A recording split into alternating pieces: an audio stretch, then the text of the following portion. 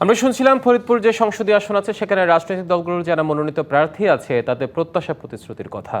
দর্শক, এ পর্যায়ে মধুমতি ব্যাংক লোট্টো পার্লামেন্টে আমাদের সাথে যুক্ত আছেন ফরিদপুর জেলা বিএনপি সদস্য সচিব এ কে কিবরিয়া স্বপন এবং সে সাথে যুক্ত আছেন জেলা জামায়াতে ইসলামের সেক্রেটারি আব্দুল ওহাব এবং এ কে কিবরিয়া স্বপন। দুজনকে স্বাগত মধুমতি ব্যাংক লোট্টো পার্লামেন্টে। ধন্যবাদ। আমরা শুরুতে একটু আব্দুল ওহাব আপনাকে দিয়ে একটু শুরু করতে চাই। যে বিষয়টি জানতে চাই সেটা একটু আগে আমরা দেখা শিরোনামে বলছিলাম যে প্রধান নির্বাচন কমিশনার এম নাসিরউদ্দিন বলেছিলেন নির্বাচনের লেভেল প্লেইং ফিল্ড নিশ্চিত করা হবে, কিন্তু গতকাল আপনাদের দলের আমিরের পক্ষ থেকে অভিযোগ তোলা হয়েছে লেভেল প্লেইং ফিল্ড নিয়ে আসলে প্রশ্ন রয়ে গেছে, একটি বিশেষ দলকে সহায়তা করছে প্রশাসন। আসলে বিষয়টি কতটা যৌক্তিক, কি মনে হচ্ছে আপনার? আপনি নিশ্চয়ই প্রশ্নটা শুনতে পেরেছেন কিনা জানেন, আমি আবারও করছি। বিষয়টা হচ্ছে আমরা যেমনটি বললো যে আজকে প্রধান নির্বাচন কমিশনার এম নাসিরউদ্দিন যে কথাটি বলেছে যে লেভেল প্লেইং ফিল্ড নিশ্চিত করা হবে, কিন্তু গতকাল আপনাদের দলের আমিরের পক্ষ থেকে বলা হয়েছে লেভেল প্লেইং ফিল্ড নিয়ে প্রশ্ন রয়ে গেছে এবং এখনও প্রশাসন একটি বিশেষ দলকে সর্বোচ্চ সুবিধা দিয়ে যাচ্ছে। বিষয়টি কেন, আসলে কতটা যৌক্তিক, কেন এই প্রশ্নটি এলো, কি কারণে মনে হচ্ছে আসলে এখনো লেভেল প্লেইং ফিল্ড তৈরি হয়নি? জি, আসসালামু আলাইকুম। ডিবিসি নিউজের পক্ষ থেকে রোড টু পার্লামেন্টের আমাদেরকে সংযুক্ত করার জন্য ধন্যবাদ। আমার সাথে আছেন আমাদের একেবারেই কাছের মানুষ, প্রিয় ভাই, বিএনপির সম্মানিত সদস্য সচিব আমাদের স্বপন ভাই সহ যারা দেখছেন এবং শুনছেন সবাইকেই বাংলাদেশ জামাত ইসলামী ফরিদপুর জেলা শাখার পক্ষ থেকে সালাম এবং অভিনন্দন জানাই। ভাই যে প্রশ্নটা করেছেন সেটা বর্তমান সময়ের সবচেয়ে গুরুত্বপূর্ণ বিষয় দেখা যাচ্ছে, যে বিশেষ করে আমাদের আমিরে জামাত যে কথাটি বলেছেন সেটা হলো যে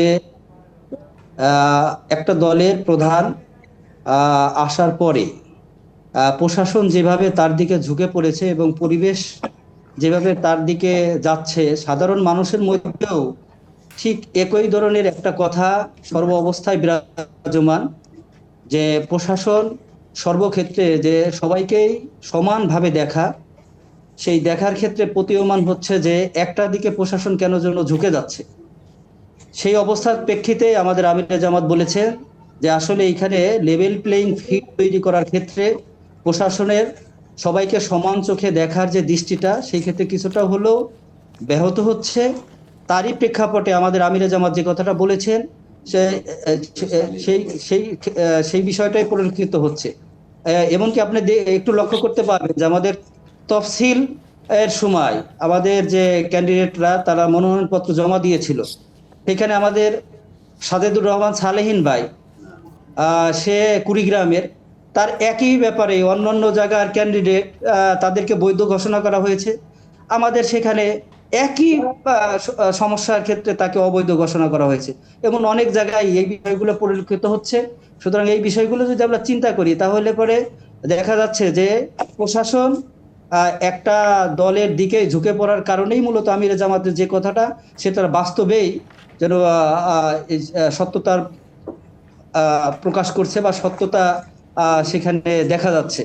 এজন্য আমরাও মনে করি যে যদি আমাদের একটা সুষ্ঠু এবং সুন্দর নির্বাচন উপহার দিতে হয় তাহলে অবশ্যই সিএসি কে সর্বক্ষেত্রেই লেভেল প্লেইং ফিল্ড তৈরি করতে হবে। প্রশাসনকে মানে কোনো দলের প্রতি ঝুঁকে না পড়ে সবার দিকে সমান দৃষ্টি রেখে পরিবেশটাকে যাতে সুন্দর করা যায় সেদিকে আমাদের প্রয়োজনীয় পদক্ষেপ গ্রহণ করতে হবে। ফরিদপুরে কি অবস্থা? ফরিদপুরে সেই লেভেল প্লেইং ফিল্ড আছে কিনা আপনার কি মনে হয়?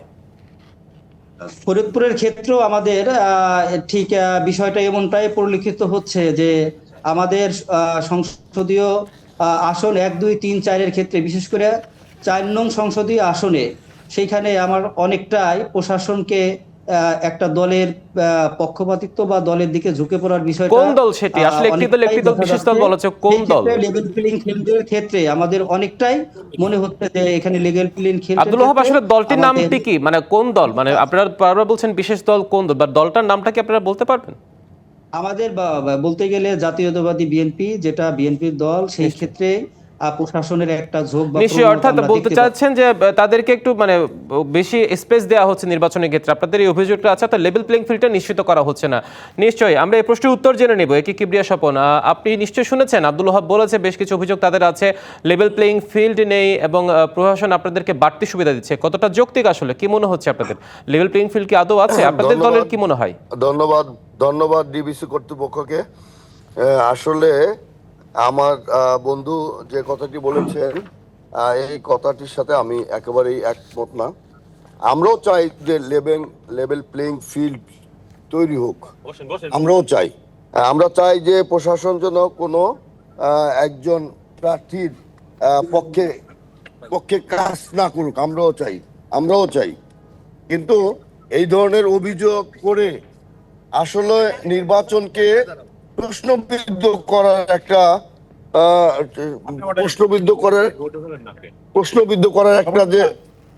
করার একটা যে প্রবণতা আমরা লক্ষ্য করেছি নির্বাচন শুরু থেকেই হয়েছে।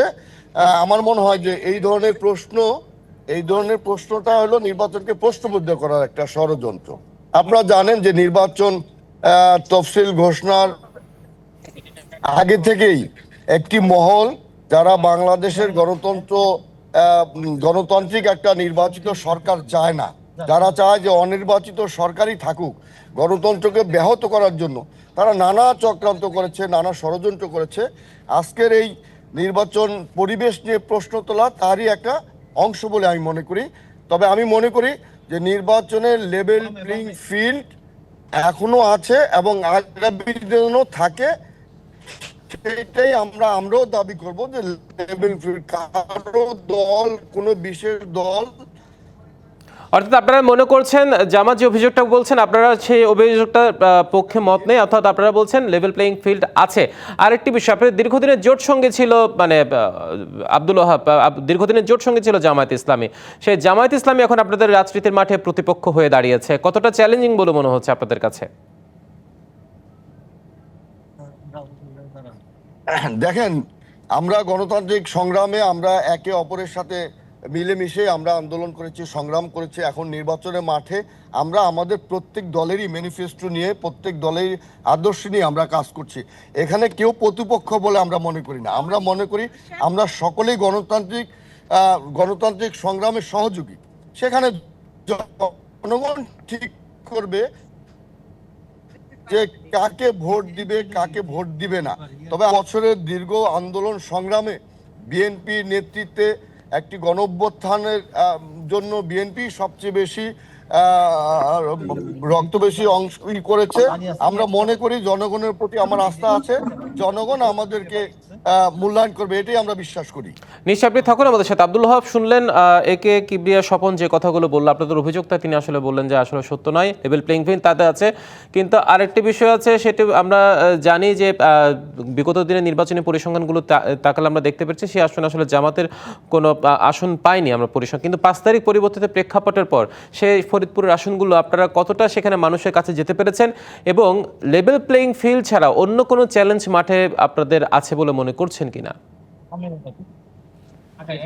পথে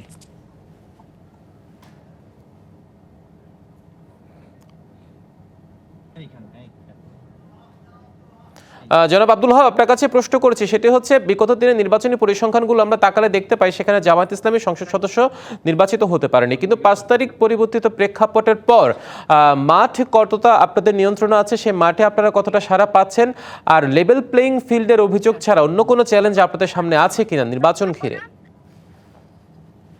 জি, ধন্যবাদ ভাই। যে আমাদের বড় ভাই কিবিয়া ভাই খুব সুন্দর কথা বলেছেন।